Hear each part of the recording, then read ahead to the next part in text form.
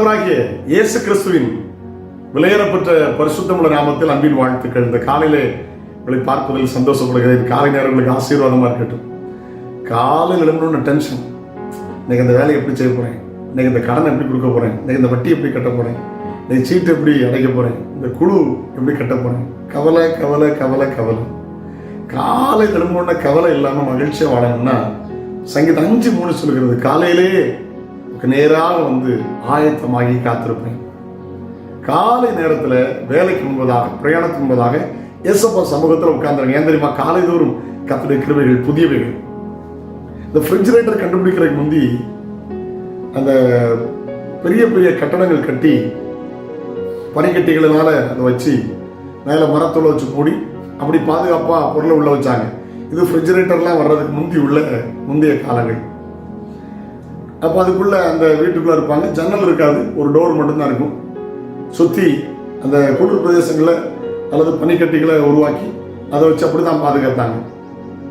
அது ஒரு முறை அதுக்குள்ள ஒரு வேலை செய்த மனுஷன் தன்னுடைய விலையேறப்பட்ட கடிகாரத்தை வைத்து விட்டார். இன்னும் கழிச்சு பதற்றத்தோடு உள்ள போனவர்களை கண்டுபிடிக்க முடியல.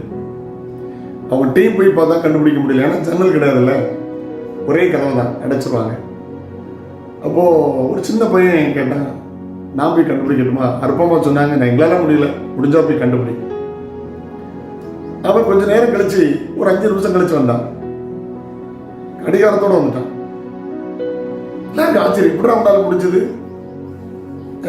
கேட்டாங்க.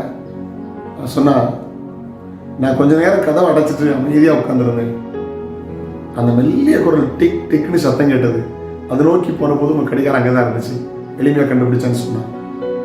இன்னைக்கு அமர்ந்திருக்க நேரம் இல்லை, ஒரு 1/2 மணி நேரம் 1 மணி நேரம் காலையில பாடி துதித்து ஆராதித்து தெய்வ சமூகத்தில் அமர்ந்திருக்க முடியவில்லை.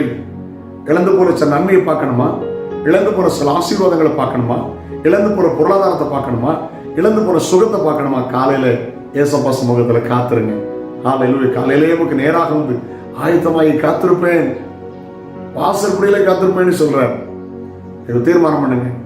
கொஞ்சம் இரவு சீக்கிரமா படுத்து 5 மணிக்கு எழுப்பி நல்லா ஃப்ரெஷ் ஆகி ஒரு கை தட்டி பாட்டு பாடி வசனம் வாசித்து ஆண்டவரேன்னு காத்திருக்க பார்ப்போம்.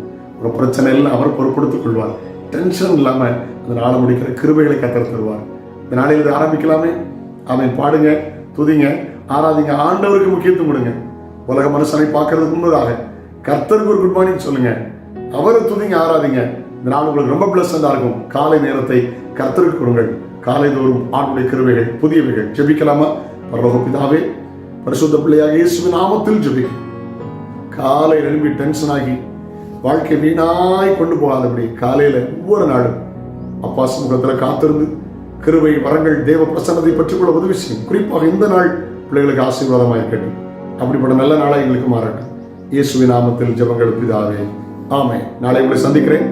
அது ஒரு ஆண்டுடைய கிருபை உங்களை தாங்குவதாக. God bless you. Have a nice day.